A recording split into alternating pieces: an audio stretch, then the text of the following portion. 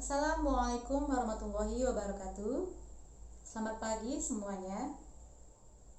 Pertama, puji syukur kepada Allah Subhanahu wa Ta'ala atas segala nikmat dan rahmatnya sehingga kita dapat mengikuti kelas pada pagi hari ini. Yang kami hormati Bapak Mariadi selaku dosen pengampu mata kuliah Psikologi Pendidikan dan teman-teman kelas A yang kami sayangi. Sebelumnya, izinkan kami memperkenalkan diri terlebih dahulu.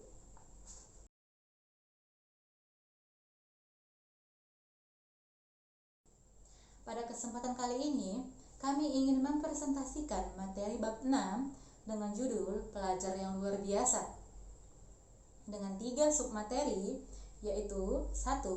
Anak dengan keterbatasan, 2. Isu-isu pendidikan yang melibatkan anak penyandang disabilitas, 3.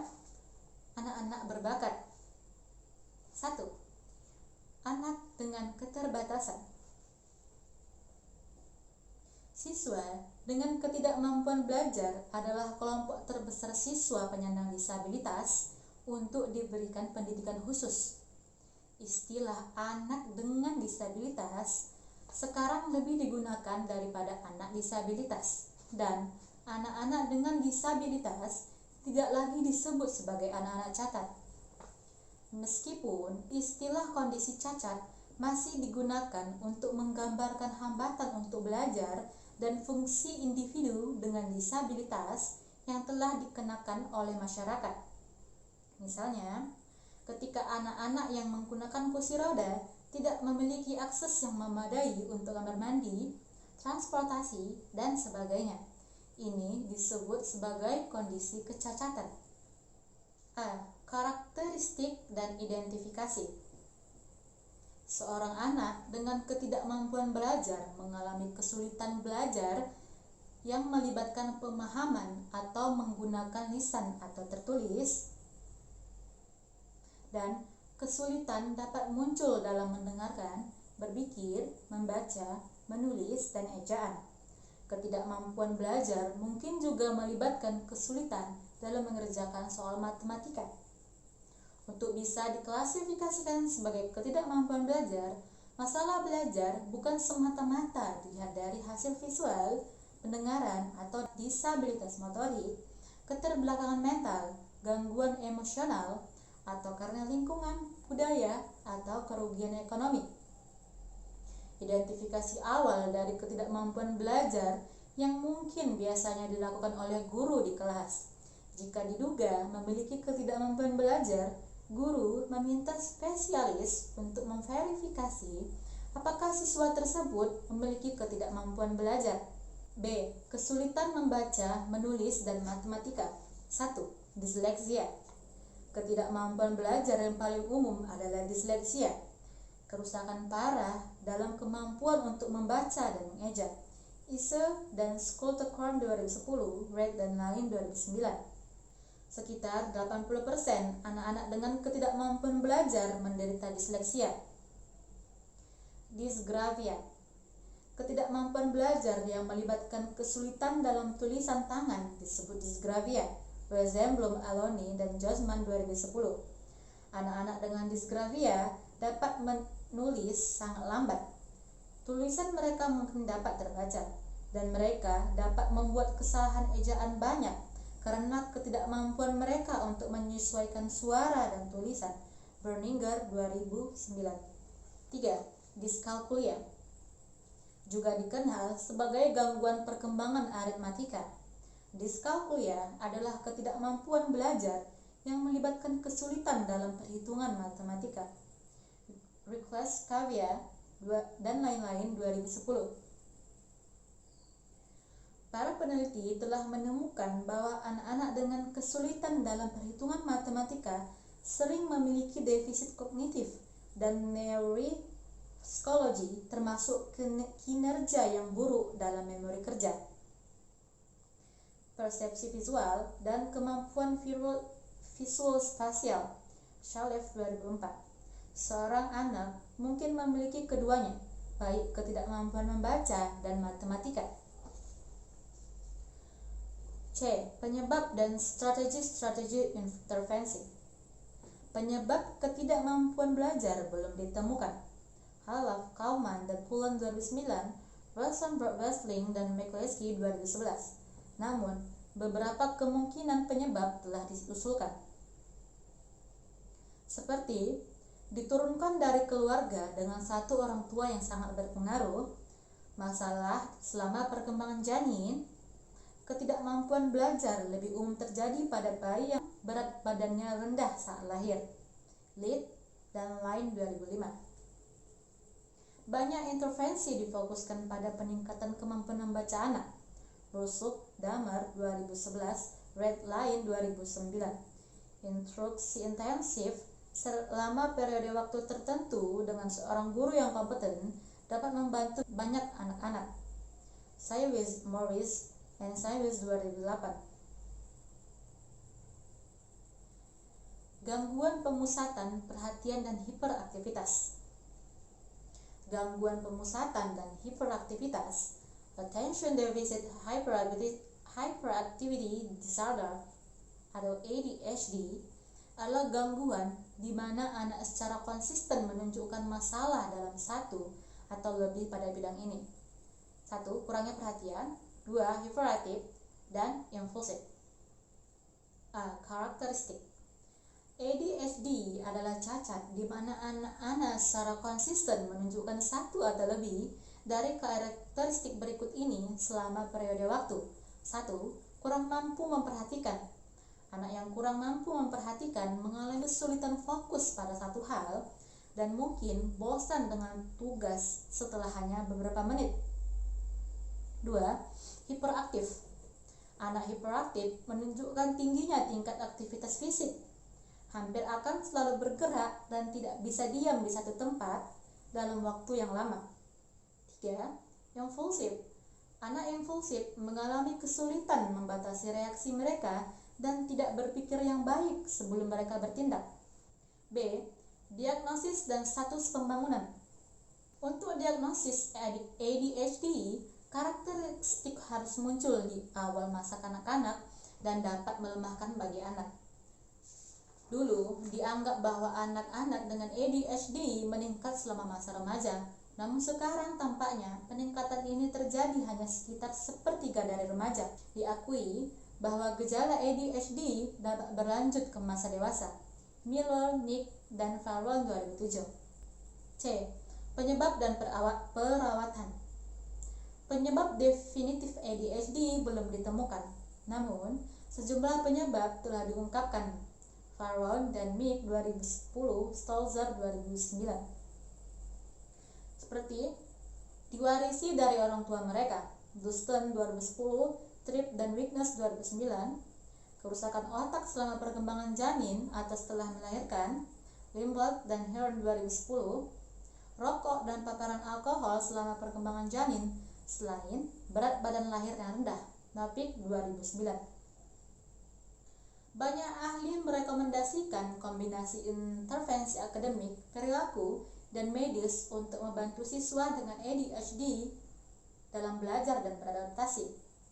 Guru memerankan peran penting dalam memantau apakah obat ADHD telah diresepkan pada tingkat dosis yang tepat. Sebagai contoh, merupakan hal biasa bagi seorang siswa yang sedang dalam pengobatan ADHD untuk menyelesaikan tugas-tugas akademik di pagi hari, tetapi di sore hari, ketika dosis telah memudar, mereka kembali lalai atau hiperaktif. Keterbelakangan mental.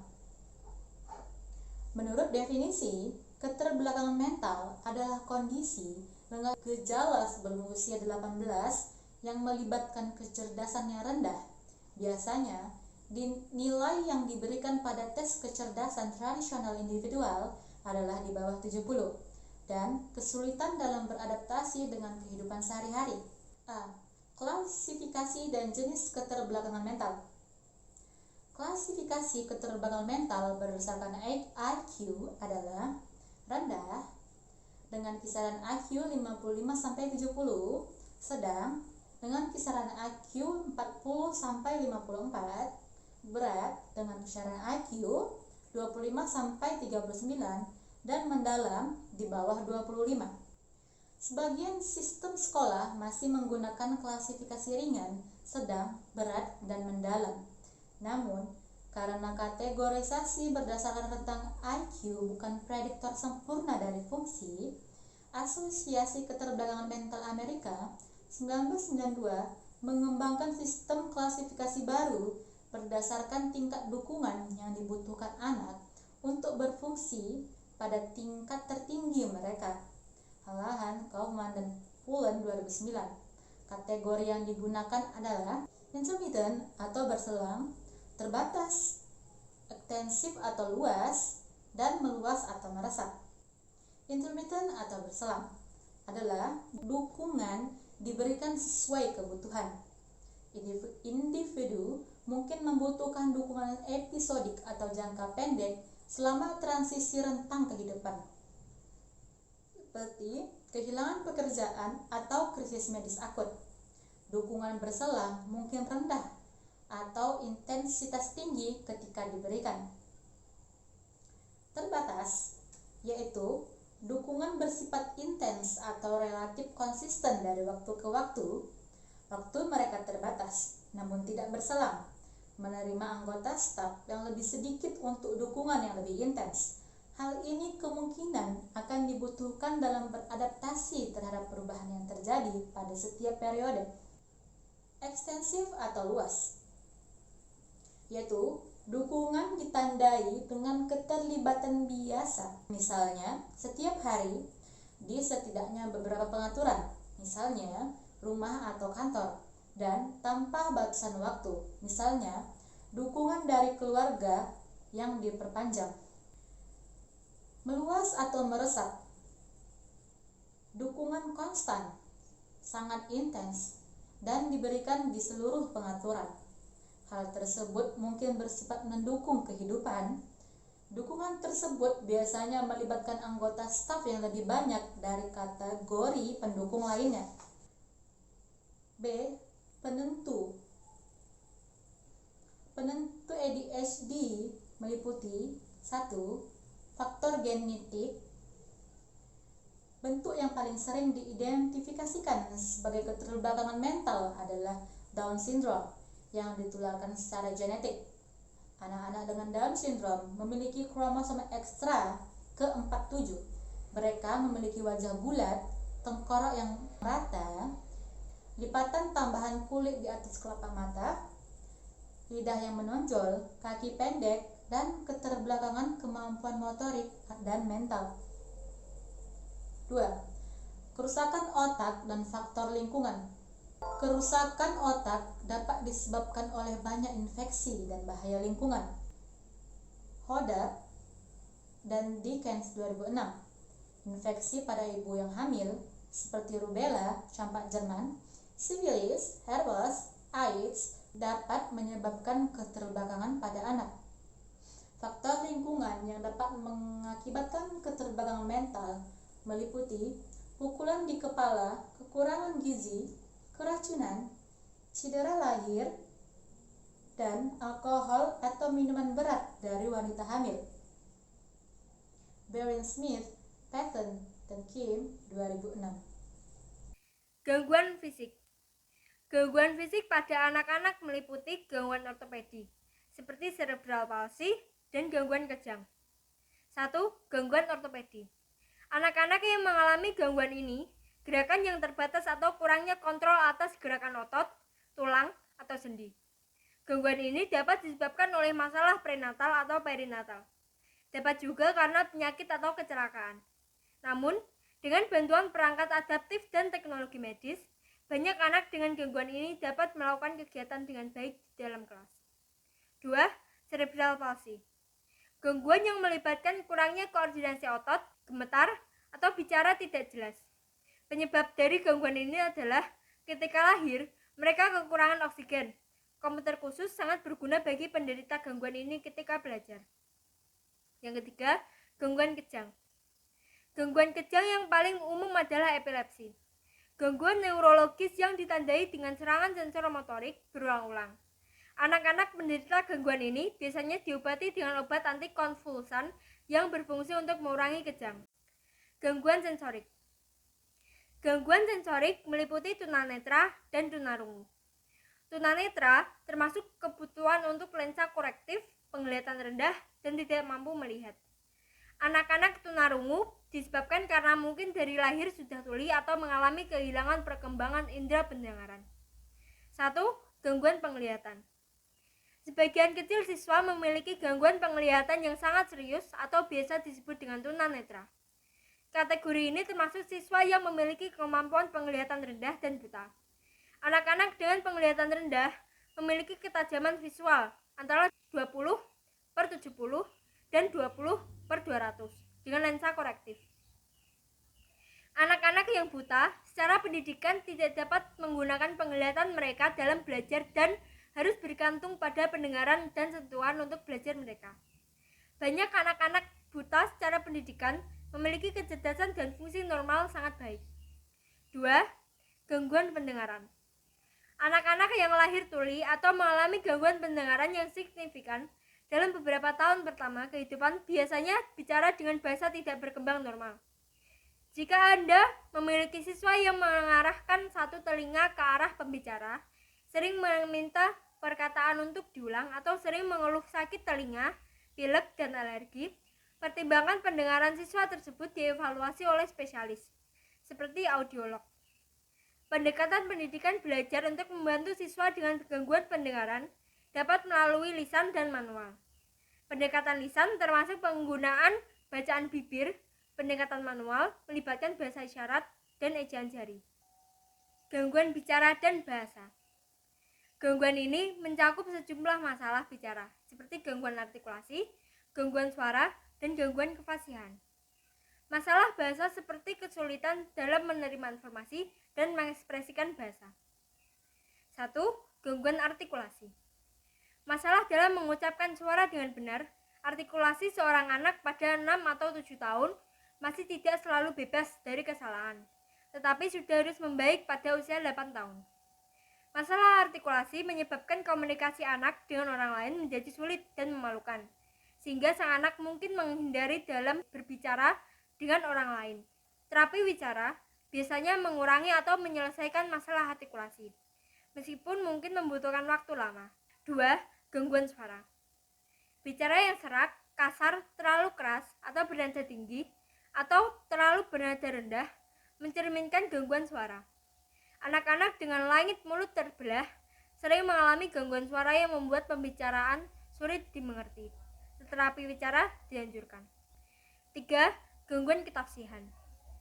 Gagap, di mana bicara anak menunjukkan kejang ragu-ragu, perpanjangan atau pengulangan disebabkan oleh gangguan kelancaran. Kecemasan anak karena mereka gagap seringkali membuat gagap mereka semakin buruk. Terapi wicara dianjurkan. 4. Gangguan bahasa. Gangguan bahasa termasuk penurunan yang signifikan dari anak dalam menerima atau mengekspresikan bahasa. Bahasa reseptif melibatkan penerimaan dan pemahaman bahasa. Bahasa ekspresif melibatkan penggunaan bahasa untuk mengekspresikan pikiran dan komunikasi dengan orang lain. Gangguan bahasa meliputi kesulitan dalam mengungkapkan pertanyaan yang benar untuk mendapatkan informasi yang diinginkan, mengikuti petunjuk lisan, mengikuti percakapan, terutama ketika berlangsung cepat dan kompleks. Gangguan bahasa spesifik atau Specific Language Disorder atau SLI melibatkan masalah perkembangan bahasa tanpa kesulitan fisik, sensorik, atau emosional yang jelas terlibat. Anak-anak dengan gangguan SLI memiliki masalah dalam memahami dan menggunakan kata-kata dalam kalimat. Salah satu indikator SLI adalah anak 5 tahun adalah pemahaman mereka yang tidak lengkap terhadap kata kerja. Mereka biasanya menghilangkan dari bentuk kata kerja, seperti mengatakan she walked to the store, bukan she walks to the store, dan mengajukan pertanyaan tanpa be atau do kata kerja, seperti mengatakan he lives there, bukan does he live there. Orang tua mungkin ingin mengirim anak dengan SLI ke ahli patologi bahasa atau bicara. Gangguan spektrum autisme. Gangguan spektrum autisme atau Autism Spectrum Disorder atau ASD juga disebut gangguan perkembangan pervasif, berkisar dari gangguan parah yang disebut gangguan autis sampai gangguan ringan yang disebut sindrom Asperger. Gangguan spektrum autisme ditandai oleh masalah dalam interaksi sosial, masalah dalam komunikasi, verbal dan nonverbal, serta perilaku berulang. Gangguan ini sering dapat dideteksi pada anak-anak dini 1-3 tahun. 1. Gangguan autisme. Perkembangan yang parah dari gangguan spektrum autisme yang menyerang pada 3 tahun pertama. 2. Sindrom Asperger. Gangguan spektrum autisme yang relatif ringan di mana anak-anak memiliki bahasa verbal yang relatif baik, lebih ringan masalah bahasa nonverbal, dan berbagai kepentingan serta hubungan yang terbatas. Anak-anak dengan sindrom ini sering terlibat dalam obsesi rutinitas yang berulang dan asyik dengan topik tertentu. Perkiraan ini menunjukkan bahwa sindrom autisme semakin meningkat. Yang menyebabkan sindrom autisme adalah bahwa autisme merupakan disfungsi otak dengan kelainan pada struktur otak dan neurotransmitter. Faktor genetik mungkin memainkan peran dalam perkembangan gangguan ini. Anak laki-laki cenderung 4 kali lebih besar memiliki gangguan spektrum autisme. Anak-anak dengan gangguan autisme dapat mengambil manfaat dari kelas yang terstruktur, instruksi individual, dan kelompok kecil instruksi. Gangguan emosi dan perilaku. Gangguan emosi dan perilaku adalah sesuatu yang serius melibatkan masalah hubungan secara kuat, agresi, depresi, kekhawatiran terkait dengan hal-hal pribadi atau sekolah, serta karakteristik sosioemosional lainnya. Sekitar 7% dari anak-anak disabilitas dan memerlukan rencana pendidikan individual masuk ke dalam klasifikasi ini. Berbagai istilah telah digunakan untuk menggambarkan gangguan ini, termasuk gangguan emosi, gangguan perilaku, dan anak-anak yang tidak dapat menyesuaikan diri. Istilah gangguan emosional adalah emotional disturbance atau ED. 1. Agresif perilaku di luar kendali. Beberapa anak diklasifikasikan memiliki gangguan ini. Anak-anak kemungkinan adalah anak laki-laki dan lebih mungkin merupakan mereka yang datang dari keluarga berpenghasilan rendah daripada keluarga menengah atau berpenghasilan tinggi. Ketika anak-anak ini dikembalikan ke kelas reguler, baik guru kelas reguler dan guru pendidikan khusus atau konsultan harus menghabiskan banyak waktu untuk membahas mereka beradaptasi dan belajar secara efektif. 2. Depresi, kecemasan, dan ketakutan. Beberapa anak mengubah masalah emosional mereka ke dalam di mana depresi, kecemasan, atau ketakutan dapat menjadi begitu intens dan kuat, sehingga kemampuan mereka untuk belajar dikompromikan secara signifikan. Semua anak tertekan dari waktu ke waktu, tetapi sebagian besar melupakan kesedihan dan suasana hati yang buruk dalam beberapa jam atau beberapa hari. Depresi adalah jenis gangguan suasana hati di mana individu merasa tidak berharga, percaya bahwa tidak mungkin untuk mendapatkan yang lebih baik, dan berperilaku lamban untuk jangka waktu lama. Ketika anak-anak menunjukkan tanda-tanda tersebut selama 2 minggu atau lebih, mereka mungkin mengalami depresi, memiliki nafsu makan yang buruk, dan tidak dapat tidur dengan baik. Depresi lebih mungkin muncul pada masa remaja daripada di masa kanak-kanak dan memiliki insiden yang lebih tinggi pada anak perempuan daripada anak laki-laki. Wanita cenderung merenungkan perasaan depresi dan memperkuatnya, sedangkan laki-laki cenderung mengalihkan. Depresi jauh lebih mungkin untuk tidak diketahui daripada perilaku agresif. Jika Anda berpikir bahwa seorang anak telah tertekan, pertemukanlah anak dengan konselor sekolah. 3. Kecemasan melibatkan perasaan samar yang sangat tidak menyenangkan dari rasa takut dan khawatir. Merupakan hal yang biasa bagi anak-anak untuk merasa peduli atau khawatir ketika mereka menghadapi tantangan hidup. Namun, beberapa anak mengalami kecemasan intens dan berkepanjangan, sehingga mereka substansial merusak kinerja sekolah mereka. Jika anak menunjukkan kekhawatiran jelas atau substansial yang kuat, pertemukan mereka dengan konselor sekolah.